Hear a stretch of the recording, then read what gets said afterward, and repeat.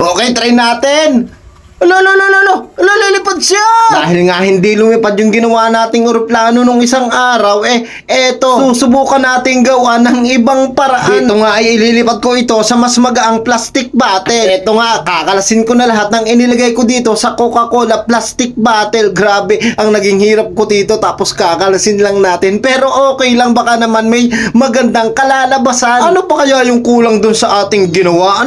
Para naman talagang lilipad, merong kulang lang talaga. Ano kaya't i-convert natin sa dynamo? Ano kaya sa palagay nyo mga lodi?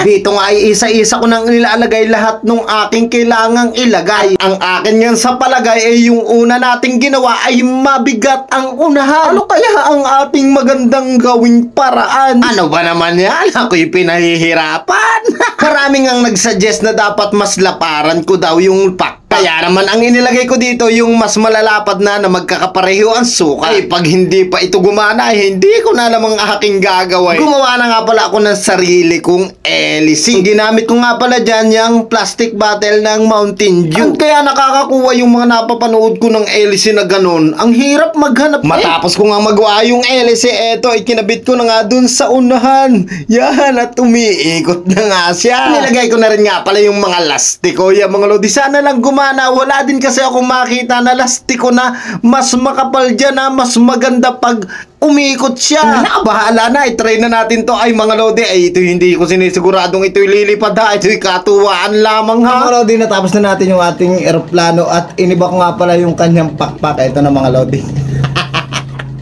Tinry ko, wala nang masama. Hindi ko rin lang alam kung lilipad ito. So i-try muna natin itong hélice na ginawa ko mga lodi. Yan, propeller. So, try nga daw natin kung gagana to.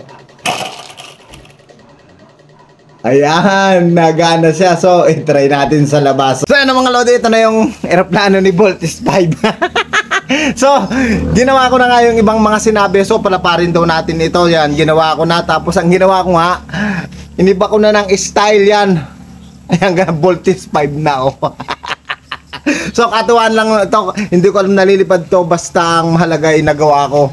Yung mga request nyo, gumawa na rin ako ng sarili kong propeller na mas magaan kasi mabigat yung huli na ganun siya So ito na, the moment of truth. In 3, 2, 1 and yun! Sayang. Ala, sayang! Para lilipad nga siya. Ano mga lodi? Baka ang kulang dito yung sa goma naman. Kasi tingnan, hindi siya yung katulad nung isa kong ginawa na diretso agad pa ganun siya. Na ganun ano? So isa pa nga pagpapaganto yung hindi ko pa paikutin to. Yan. Wow! Mga lodi, maganda pa yata wala nito. Tingnan mga lodi ha,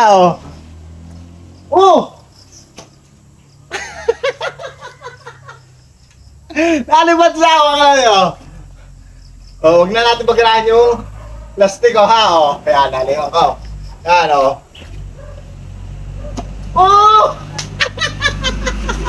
mas maganda pa to mga lodi. Ito, last try na pero kita nyo naman kahit hindi natin pagganahin to, parang dediretso siya. Ano kaya kulang pa dito para magawa natin yung sadyan lumilipad. So baka pwede nyong ilagay sa ibaba mga lodi. So ito, last try na tayo Nakakatuwa mga lodi. Yung pinaghirapan mo, ito na. So ito na. In 3, 2, 1 Ano kaya baliktarin natin yung ikot? Baka baliktad lang yung ikot kasi nalipad naman siya Papaganyan ito. Nalipad talaga siya mga lodi.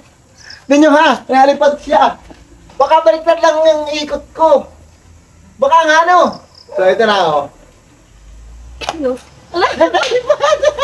At yun na nga mga lodi, tingnan ninyo, sa palagay ko'y talagang lilipad siya. Meron lang talagang kulang na dapat nating i-apply. Sina nga mga lodi, sa palagay ko'y para talagang tutuloy. Kita ninyo na kuwan talaga siya nalipad talaga, hindi lang siya magtuloy-tuloy katulad dun sa mga napanood ko. Ano kayang kulang? Ano pa dapat kong gawin?